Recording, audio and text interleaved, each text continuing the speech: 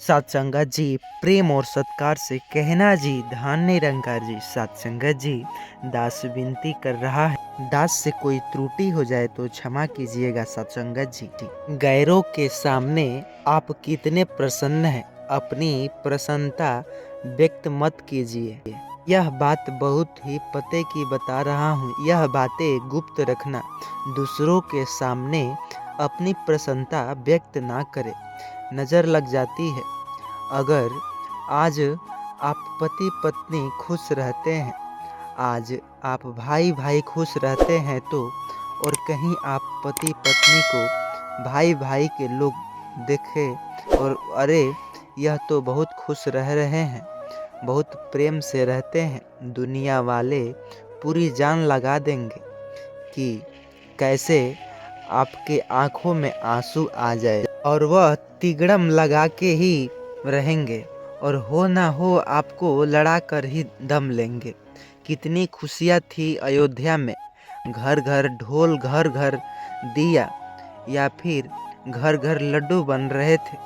लेकिन खुशियाँ का पता लग गया मंथरा को। दशरथ जी राम की, कौशल्या माँ की खुशियाँ में आग लगा दी। किसने, बोलो एक बात बताओ कि मंथरा को पता ही न चलता तो राम राजा बन जाते। आग कैसे लगता है।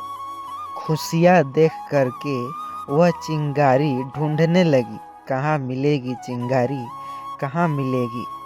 चिंगारी के रूप में उसने कैकेयी माँ को यूज़ किया और यह दुनिया नहीं जानती कि आप कितने खुश रह रहे हैं। इसलिए अपने परिवार और अपने बच्चों में आप खूब हंसो, खूब गम मुस्कुराओ, लेकिन खिलखिलाओ, परेशान आनंद, जो कि दुनिया के आगे ना बताओ कि आप कितने खुश दिख रहे हैं। लोग कहे कि तुम कैसे हो, बस उनसे कहना कि उसके साथ नॉर्मल स्माइल के साथ भैया कृपा से आपके अच्छे हैं, भगवान की बस इतनी बहुत। जब आप बहुत खुश होते हैं, जब आप बहुत खुश से प्रसन्न होते हैं तो आपकी प्रशंसा से कुछ लोग परेशान हो जाते हैं। इसलिए परेशान नहीं है कि उस घर में रोटी नहीं, जो कि लोग आजकल लोग इसलिए परेशान ज़्यादा हो रहे हैं कि आपके घर में 56 भोग क्यों बन रहा है।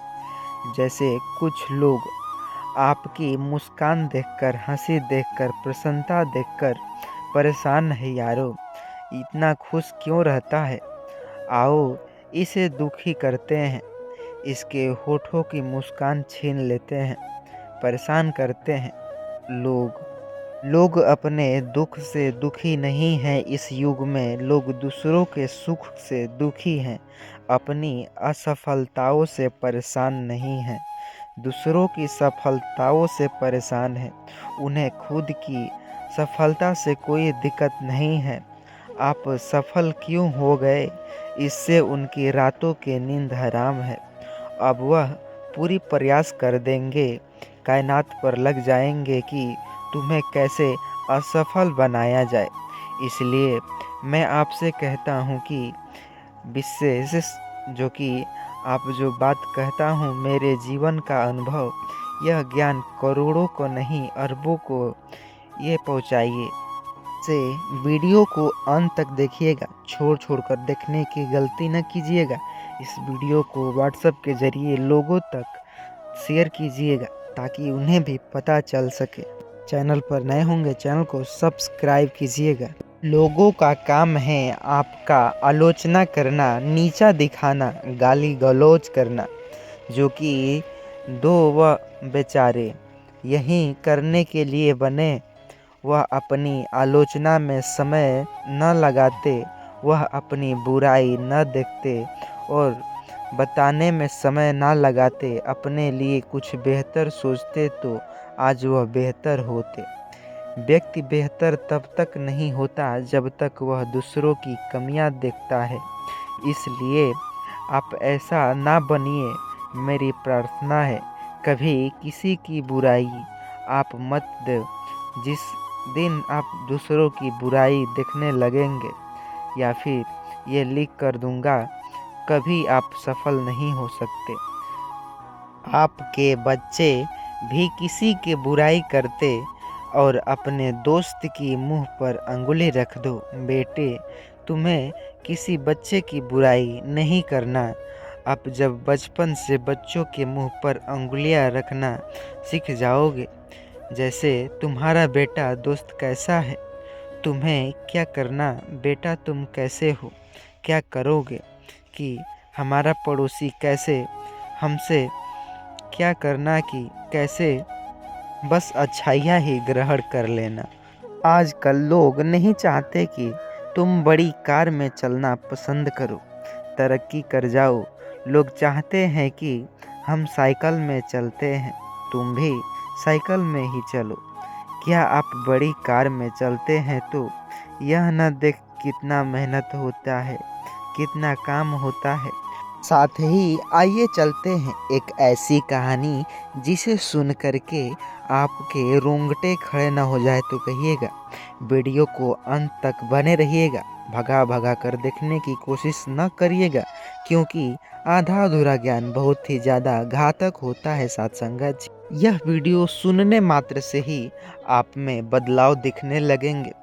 एक गांव जो कि शांति नगर अपने शांत वातावरण और धार्मिक रीति रिवाज के लिए प्रसिद्ध था। गांव के लोग सतगुरु महाराज के भक्त थे और उनके प्रवचनों को अपने जीवन का हिस्सा मानते थे। लेकिन गांव में एक विचित्र परंपरा थी। लोग अपने जो कि सबसे गहरे रहस्य किसी के साथ साझा नहीं करते थे। यह परंपरा गांव के एक प्रवचन से जुड़ी हुई थी, जिसे आज भी लोग बड़ी श्रद्धा से मानते। गांव के बीच जो कि रमेश का परिवार था, जो कि रमेश एक साधारण किसान था, लेकिन उसका जीवन हमेशा संघर्षों से भरा रहता था। एक दिन रमेश ने अपनी पत्नी सुनीता से कहा, सुनीता, क्या तुमने देखा हमारे पड़ोसी हरियाणा के शहर में जो कि घर में हमेशा खुशहाल रहती हैं, ऐसा क्या है जो हमारे पास में नहीं है? सुनीता ने उत्तर दिया, शायद वे सतगुरु के प्रवचनों का सही तरीके से पालन करते हैं। हमने भी सतगुरु की बातों को अपने जीवन में उतारना चाहिए। कुछ दिनों बाद गांव में सतगुरु के आने की खबर फैली। लोग उत्साहित थे, क्योंकि हर बार उनके प्रवचनों से कुछ नया सीखने को मिलता था। सतगुरु ने प्रवचन में कहा, दो बातें ऐसी जिन्हें लोग भूल कर भी दूसरों को नहीं बताना चाहिए। यदि आप ऐसा करते हैं तो आपके जीवन में विनाशकारी प्रभाव डल सकती है। गांव के लोग सतगुरु की बातों को समझने की कोशिश कर रहे थे। रमेश ने भी अपनी इस विचार पर गौर किया। उसने तय किया कि वह सतगुरु से इन दो बातों के बारे में और जानने की कोशिश करेगा। रमेश ने उत्तर जो कि सतगुरु से पूछा, गुरुदेव, वह दो बातें क्या हैं जिन्हें दूसरों को नहीं बताने चाहिए? सतगुरु ने मुस्कुराते हुए कहे, पहली बात अपनी व्यक्तिगत समस्या और कमजोरी, जो कि दूसरी बात अपनी भविष्य की योजनाएं। रमेश ने हैरानी से पूछा, गुरुदेव, ऐसा क्यों? सतगुरु ने एक कहानी सुनाई। एक बार एक व्यापारी ने अपने मित्र को बताया कि वह विदेश में व्यापार करने की योजना बना रहा है। मित्र ने ईर्ष्या के कारण उसकी योजना को नष्ट करने के लिए बाधाएं पैदा की। परिणाम स्वरूप व्यापारी का सपना टूट गया। सतगुरु ने समझाया, जब आप अपनी योजना दूसरों को बताते हैं तो कई बार उनकी नकारात्मक सोच, जो कि ईर्ष्या, आपकी योजना को प्रभावित कर सकती है। सतगुरु ने आगे कहा, दूसरी बात, अपनी समस्याओं और कमजोरियों को साझा करना। जब आप अपनी परेशानियां दूसरों को बताते हैं तो कई लोग आपकी मदद करने की बजाय आपकी जो कि मजाक उड़ाते हैं या आपकी स्थिति का भी फायदा भी उठाते हैं।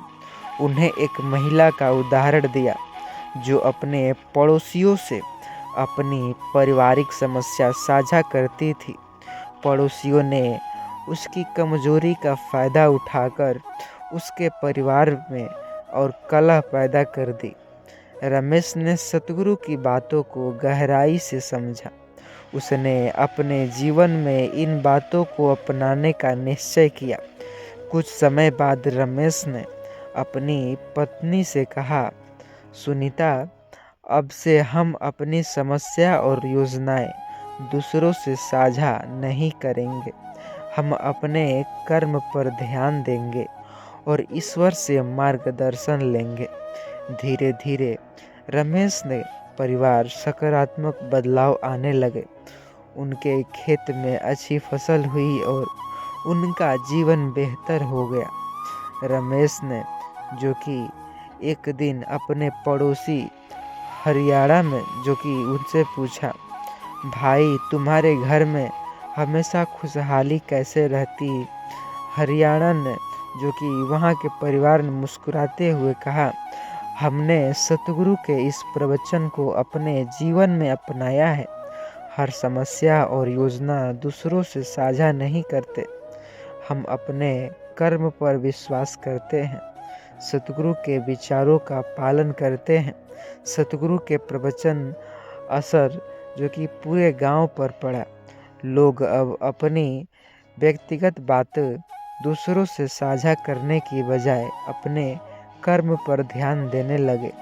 इससे गांव में शांति और समृद्धि का माहौल बन गया। सतगुरु ने गांव वासियों को संबोधित करते हुए कहा, भूल से भी दूसरों को अपनी समस्या और योजनाएं ना बताएं। जब तक आप अपने लक्ष्य को प्राप्त नहीं कर लेते, उसे अपने तक सीमित रखें। यह सफलता और शांति का रहस्य है। व्यक्तिगत समस्याएं, इन्हें दूसरों से साझा करने से आप अपनी कमजोरी का उजागर कर सकते हैं। इन्हें गुप्त रखना सफलता की कुंजी है। जो कि आत्मनिर्भर बने और दूसरों की नकारात्मकता से बचे। यह कहानी सुनने के बाद विचार से प्रेरित होकर चैनल पर नए होंगे, चैनल को सब्सक्राइब कीजिएगा और साथ ही इस वीडियो को इतना ज़्यादा व्हाट्सएप के ज़रिए हित रिश्तेदारों के पास शेयर कीजिएगा ताकि वो भी इससे बच सके। चैनल पर नए होंगे, चैनल को सब्सक्राइब कीजिएगा। कमेंट में धन निरंकार लिखना ना भूलिएगा साथ संगत जी। साथ ही आपने पीपल का वृक्ष तो देखा ही है। लोग कहते हैं कि उस पे प्रेत आत्माएं रहते हैं, लेकिन जो औरतें या फिर लोग उन्हें जल चढ़ाते हैं, आइए जानते हैं उनके साथ क्या होगा। एक ऐसी कहानी जो आपको दिमाग की झकझोर करके रख देगी। चलिए सुनते हैं। सत्संगत जी, प्रेम और सत्कार से कहना जी, धन निरंकार जी। सत्संगत जी, दास विनती कर रहा है, मुझसे कोई त्रुटि हो जाए तो क्षमा कीजिएगा। सत्संगत जी, अक्सर आपने पीपल का वृक्ष तो देखा ही होगा। क्या एक बार जल देने से कौन सी घटनाएं होती हैं? आखिर गांव में अक्सर पीपल के पास तो जल हम देते हैं, लेकिन कौन से घटनाएं होते हैं आप नहीं जानते हैं। आइए जानते हैं। गांव धर्मपुर में एक प्राचीन पीपल का वृक्ष था। इस वृक्ष को गांव के लोग पवित्र मानते थे और उनकी पूजा करते थे। हर सुबह गांव की महिलाएं और पुरुष पीपल को जल अर्पित करते थे। यह परंपरा वर्षों से चली आ रही थी। लोग मानते थे कि ऐसा करने से सुख, शांति और समृद्धि आती है। लेकिन इस परंपरा से जुड़ी एक रहस्यमयी कहानी जिसे लोग धीरे धीरे भूल गए थे। यह कहानी एक स्त्री सुमित्रा के जीवन से जुड़ी हुई है। उसने जिसने पीपल को जल चढ़ाने के बाद ऐसा कुछ अनुभव किया जिससे उनका जीवन पूरी तरह बदल गया। आखिरकार वह कौन सी घटना भी हुई है उसके साथ, आइए जानते हैं एक कहानी के माध्यम से। सत्संगत जी, वीडियो को अंत तक देखिएगा, भगा भगा कर देखने की कोशिश न कीजिएगा, क्योंकि आधा अधूरा ज्ञान किसी काम का नहीं होता। सत्संगत जी, अक्सर सुमित्रा धर्मपुर की एक साधारण महिला थी। उसका परिवार मध्यमवर्गीय था और वह अपने पति और 2 बच्चों के साथ रहती थी।